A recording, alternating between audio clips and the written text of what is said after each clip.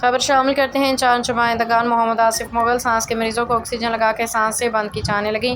Emergency ward موت کا کنواں ثابت ہونے لگا۔ تفصیلات کے مطابق ایمرجنسی کی صورت میں بھی اپنے پیاروں کو ٹی ایچ کیو اسپتال یا ایمرجنسی مت لے کے جائیں کیونکہ ایمرجنسی میں موت بانٹی جا رہی ہے۔ اسماعیل اپنے 15 سالہ رکھتے جگر حافظ احمد اور رضا کو سانس کی پرابلم کی شکایت ہونے پر بدھ کی دوپہر 10:40 پہ ٹی ایچ کیو اسپتال منچن آباد ایمرجنسی لے گیا اور اس موقع پہ عوام کی وہی بدقسمتی کہ تقریباً دن 11:15 بھی نہ تو ایمرجنسی میں کوئی ڈاکٹر موجود تھا نہ ہی MSc عملہ۔ بچے کو آکسیجن لگانے کے لیے بچے کے والد صابر چودھری اسماعیل نے جب شور مچایا کہ آکسیجن لگاؤ تو ایمرجنسی میں ڈاکٹر موجود نہیں، تو تب ایک لوری پاس آئی۔ پنجاب حکومت نوٹس لے، وزیر صحت وزیر اعلیٰ پنجاب اس کی انکوائری کروائے، ان کے ظالموں کے خلاف فی الفور کارروائی عمل میں لائی جائے۔ جی بسم اللہ الرحمن الرحیم۔ میں اس وقت موجود ہوں منچن آباد ٹی ایچ کیو اسپتال میں، اور اس اسپتال میں پہلے بھی اس طرح کی کئی مواد ہو چکی ہیں، اور ہمارے ساتھ ایک شہری موجود ہے، ہم ان سے جانتے ہیں ان کے ساتھ کیا واقعہ ہوا، کیا یہ بتانا چاہتے ہیں۔ جی سر جی، پہلی بات تو یہ ہے کہ یہ 8 لاکھ کی آبادی کے لیے یہ ایک موت کا کنواں بنایا گیا ہے۔ یہاں پر نہ تو کوئی عملہ جو تجربہ کار عملہ موجود ہوتا ہے، نہ یہاں پر کوئی ڈاکٹر پروفیسر موجود ہیں۔ یہاں پر کروڑوں روپے 56 کروڑ روپے کی گرانٹ کچھ سال 2 سال پہلے مریم نواز صاحبہ نے ادھر دی تھی، وہ بلڈنگیں بنا کے دی گئی ہیں وہاں، یہاں پر ڈاکٹر موجود نہیں ہیں، یہاں پر کوئی میڈیسن ملتی نہیں ہے۔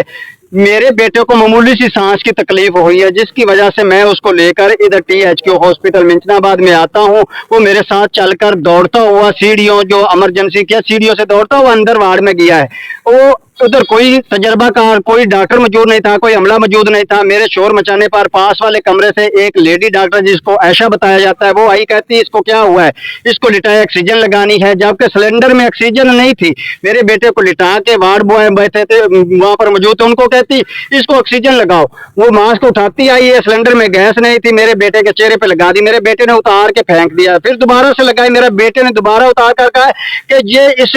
سے لگنے سے مجھے زیادہ گھٹن ہو رہی ہے، میری سانس لینے میں مجھے زیادہ مشکل ہو رہی ہے۔ تو وہ لیڈی ڈاکٹر غصے میں لال پیلی ہوتی کہتی ہے کہ آپ ماں باپ ہے، ساتھ آ جاتے، اس کو قابو کرو۔ مجھے اس کے ہاتھ پکڑوا دیا، میری بیگم کو کہتی ہے اس کے پاؤں پکڑو، دوبارہ وہ ماسک ایسے لگا دیا ہے، گیس ہے نہیں تھی، میرے بیٹے کے دم گھٹنے کی وجہ سے اس کی موت ہو گئی، اس کی گردن 1 منٹ میں آ کر گئی، اس کی آنکھیں باہر آ گئی ہے۔ اور یہ لیڈی ڈاکٹر جو ہے، افسوس کی بات یہ ہے کہ ابھی تک یہاں پر ڈیوٹی سر انجام ہے، 50 دن گزرنے کے باوجود میں در بدر کی ٹھوکریں کھا رہا ہوں۔ سی او ہیلتھ کے پاس بھی انکوائری چل رہی ہے، DC بہاول نگر کو بھی میں نے اپلیکیشن دی ہے، میں نے وزیر اعلیٰ پورٹل پہ بھی درخواست دی ہے، لیکن ابھی تک کوئی مجھے انصاف نہیں ملا، میری کارروائی نہیں ہوئی ہے۔ لہٰذا وزیر اعلیٰ پنجاب مریم نواز شریف صاحبہ سے میری گزارش ہے کہ اس طرح کی جو لیڈی ڈاکٹر ہیں جن کو تجربہ تک نہیں، پتہ تک نہیں ہے کہ ٹریٹمنٹ کیسے کی جاتی ہے، اس کا خلاف فوری کارروائی عمل میں لائی جائے اور مجھے انصاف دیا جائے۔ اور میرا بیٹا حافظ قرآن تھا، 27 پیارے حفظ کر چکا تھا، اور اس کو کبھی اس طرح کا مسئلہ مسائل پیش نہیں آیا۔ لہٰذا وزیر اعلیٰ پنجاب ادھر تحصیل منچن آباد 8 لاکھ کی آبادی پر آپ نوٹس لیں اور یہاں پر